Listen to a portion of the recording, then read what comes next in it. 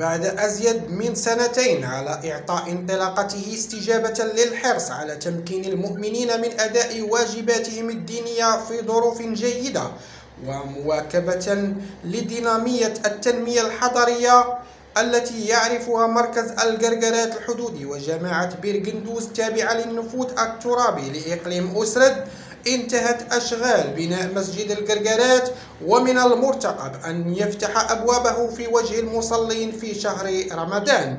ويعد مسجد القرقرات الذي تم تشييده على مساحة 3767 مترا مربعا، ويضم قاعة للصلاة خاصة بالرجال وأخرى خاصة بالنساء، وقاعات للوضوء ومئذنة وسكنا للإمام.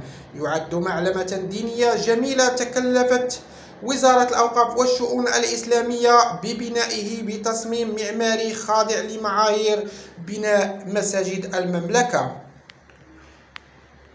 وسيكون مسجد القرقرات صلة وصل بين المملكة المغربية والقارة الإفريقية وبين القارة الإفريقية والقارة الأوروبية، بالنظر إلى أن حوالي 200 شاحنة تمر عبر هذا المركز الحدودي يوميا في طريقها إلى موريتانيا وباقي دول غرب إفريقيا.